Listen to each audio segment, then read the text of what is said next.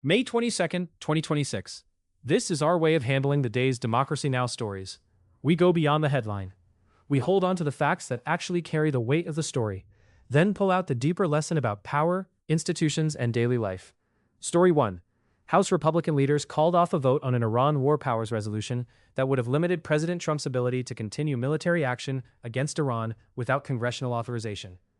The key fact is the vote appeared close enough to pass, after the Senate had already advanced a similar measure, 50 to 47. The deeper lesson is that war power often gets protected through scheduling, procedure, and vote counting before the public ever gets a clean democratic decision. When the vote itself becomes too dangerous, leadership can use delay as a weapon. Story 2.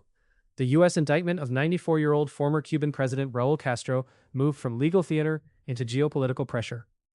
Russia and China condemn the move, and Democracy Now! Reports Trump saying military strikes on Cuba were likely. The deeper lesson is that old legal claims can become new leverage points. A courtroom filing can become a sanctions tool, a diplomatic signal, or a pretext for force. Story 3. Israeli strikes in southern Lebanon killed civilians and medical workers, despite a U.S.-brokered ceasefire. Democracy Now! Reported 6 people killed in the Tyre district, including 2 paramedics and a Syrian child. The deeper lesson is that a ceasefire without enforcement becomes managed violence. The paper agreement says calm, while the lived reality is ambulances, children, and local economies absorbing the blast.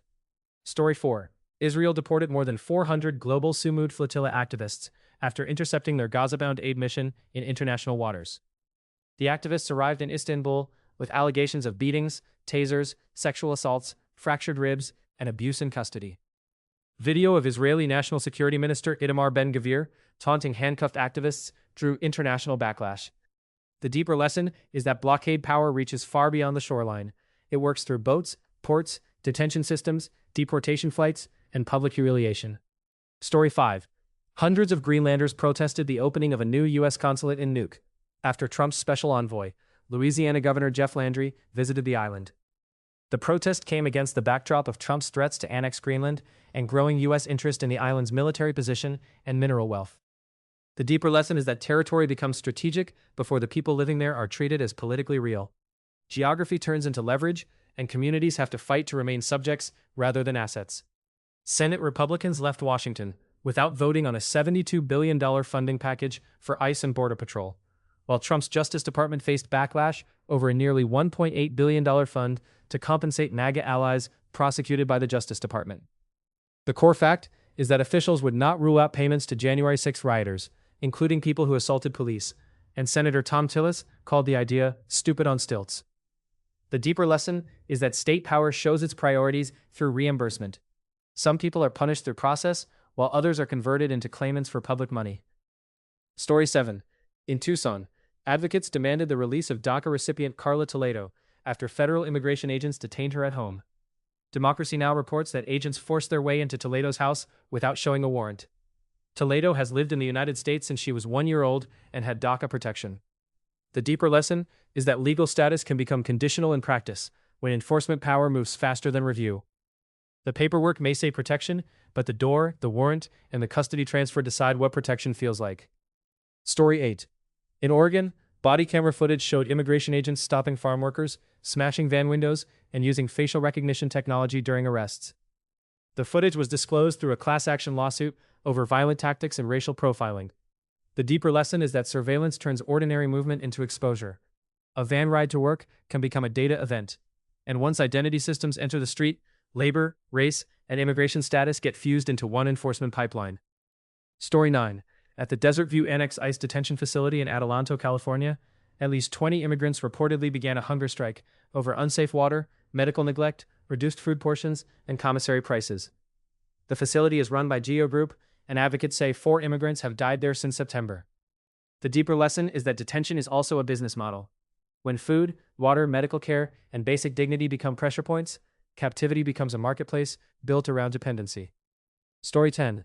All remaining charges were dismissed against 4 Broadview ICE protest defendants, including Kat Abu Ghazaleh. Federal prosecutors admitted misconduct during grand jury proceedings, including conversations with grand jurors outside the courtroom.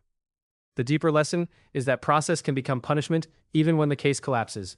Arrest, indictment, fear, legal bills, and delay can do political work long before a conviction exists.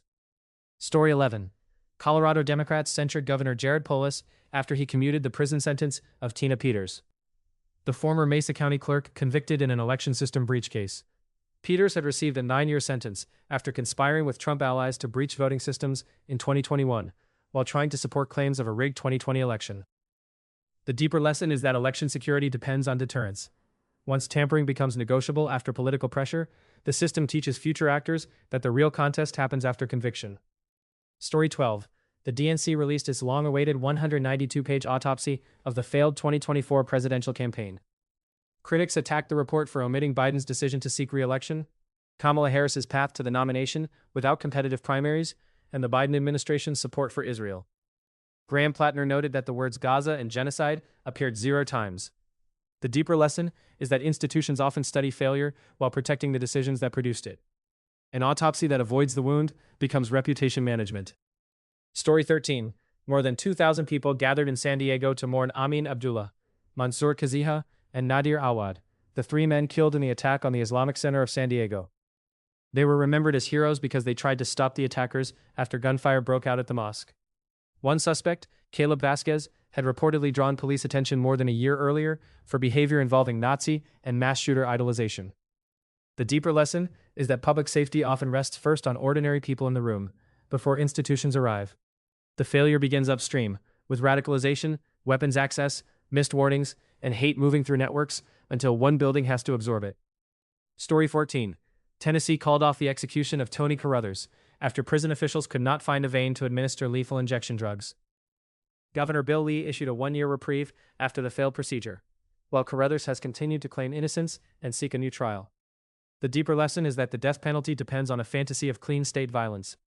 Once the procedure breaks down physically, the system reveals the human body underneath the legal language. The through line today is simple. Institutions are using procedure as power. Votes are delayed, borders are enforced through data, detention becomes a business, war continues through loopholes, party reports avoid their deepest failures, and legal systems decide who gets punished, who gets paid, and who gets heard.